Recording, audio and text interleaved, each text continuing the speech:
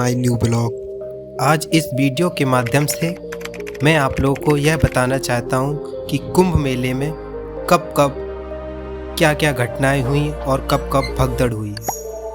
कुंभ हिंदुओं की आस्था का प्रतीक है। खास अंतराल पर कुंभ का आयोजन हरिद्वार, उज्जैन, प्रयागराज और नासिक में होता है। लंबे समय तक चलने वाले कुंभ मेले में कुछ दिन खास होते हैं। इन दिनों में श्रद्धालुओं की संख्या करोड़ में पहुंच जाती है। इलाहाबाद कुंभ 1954। तब के इलाहाबाद और आज के प्रयागराज में कुंभ मेला लगा था। यह आज़ादी के बाद का पहला कुंभ था।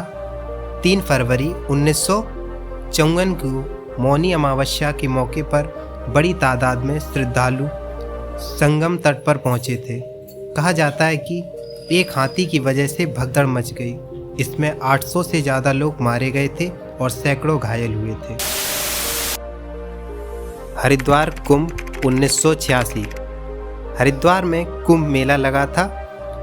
14 अप्रैल 1986 को कई दूसरे राज्यों के मुख्यमंत्रियों और नेताओं के साथ हरिद्वार गए थे। आम लोगों को तट पर जाने से रोक दिया गया था।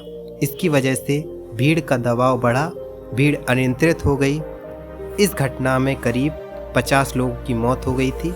हरिद्वार में इससे पहले 1927 और 1950 में भी भगदड़ मची थी। नासिक कुंभ 2003। इस साल कुंभ मेला नासिक में लगा था और संतों ने चांदी के सिक्का लुटाए थे। इसे लेने के लिए खींचातानी मची। इसकी वजह से भगदड़ हो गई और करीब 30 लोगों की जान गई और 100 से अधिक लोग घायल हुए थे। हरिद्वार कुंभ 2010। हरिद्वार में कुंभ मेला लगा था। शाही स्नान के दिन साधुओं और श्रद्धालुओं के बीच कुछ बहस हुई। इसके बाद भगदड़ मच गई और इसमें 5 लोगों की मौत हो गई थी। इलाहाबाद कुंभ 2013। इलाहाबाद में कुंभ मेला लगा था। रेलवे स्टेशन पर श्रद्धालुओं की जबरदस्त भीड़ थी। स्टेशन पर मची भगदड़ में 36 लोगों की मौत हो गई थी। इसमें 29 महिलाएं थीं। भगदड़ की वजह साफ तौर पर पता नहीं चली। किसी का कहना था कि पुलिस ने भीड़ को नियंत्रित करने की कोशिश की, उसकी वजह से भगदड़ हुई थी। प्रयागराज 29 जनवरी 2025। उत्तर प्रदेश के प्रयागराज में जारी कुंभ मेले में मंगलवार की रात तकरीब 1:30 बजे एक घाट पर भगदड़ मची, जिसमें कम से कम 30 लोगों की मौत हो गई। इस हादसे में दर्जनों जख्मी भी हुए हैं।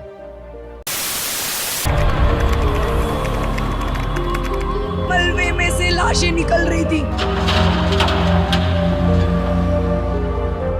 आप देखेंगे एक ट्रैक्टर भर करके यहाँ से कपड़े, लत्ते, चप्पल सब कुछ ले जाया जा रहा है। भगदड़ के जो निशानियां हैं उसको हटाया जा रहा है। कम से कम 7-8 ट्रैक्टर गए। ये तस्वीरें छिपाई जाएंगी। जो ये गवाही है बताएगा, इसकी कोई जिम्मेदारी लेगा कि नहीं लेगा। भगदड़ हुई है उसका किसी वीडियो में, किसी चैनल में कैजुअलिटी का कहीं जिक्र ही नहीं है। इतने कार्ड यहाँ पे लावारिस है, इसका मतलब ये लोग कहाँ चले गए। हम लोग उठा रहे हैं, गिर रहे लोग कितने कुचल भी गए। उन्होंने ये बात क्यों नहीं बताया कि संगम के अलावा झूसी इलाके में भी भगदड़ मची थी। ये वो है जिन्होंने अपने सामने लोगों को गिरते मरते देखा है, और इसकी जवाबदेही कौन तय करेगा?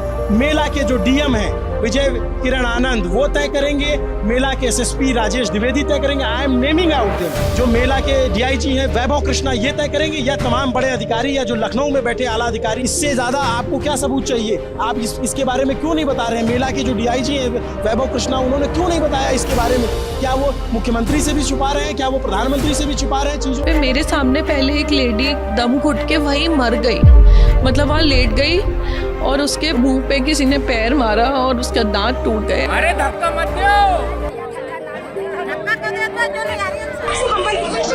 बहुत ज्यादा भीड़ हो चुका है। पोस्ट लगाई, पर उनको भी मतलब की भीड़ से बचा पा रहे बहुत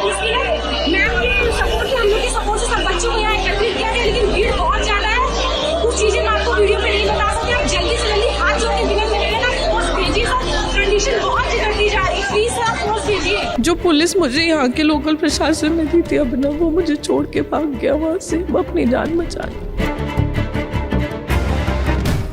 मेरे बच्चे नहीं होते आज तो मैं नहीं बचती Abhinav, I would have been dead.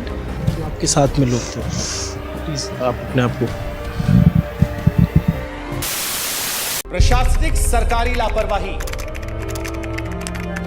या फिर हिंदू धर्म में बढ़ता वीवीआईपी कल्चर। यहाँ पर आए स्नानार्थी दो तरह के क्यों हैं? कोई नहीं जाएगा, मत जाने दो। एक वीआईपी क्यों है और एक जनरल क्यों है? या फिर प्रबल आस्था। इनमें से कौन है जो जिम्मेदार है प्रयागराज में हुई उस घटना को लेकर इसकी तस्वीरों ने कलेजे को चीर कर रख दिया।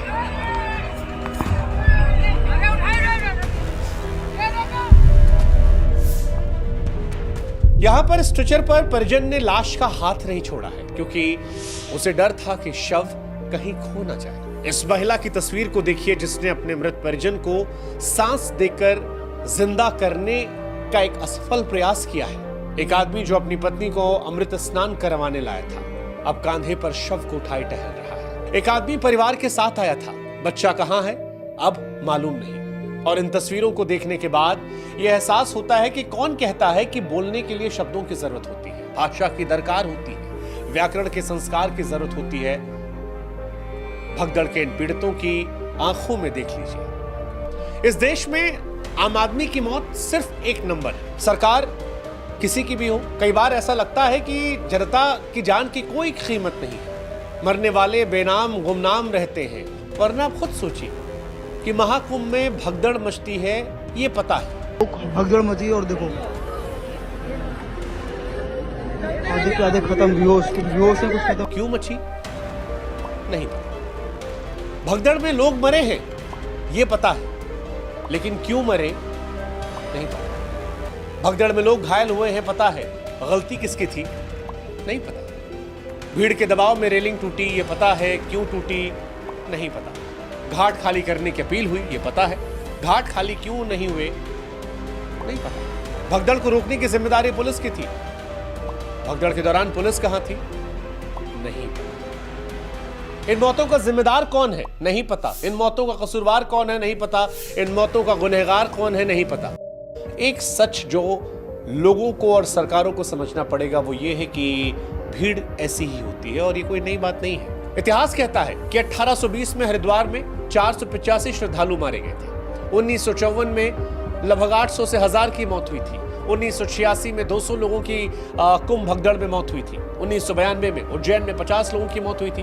2003 में नासिक में 39 लोगों की मौत हुई थी। 2010 में हरिद्वार में कुंभ में 7 लोगों की मौत हुई थी।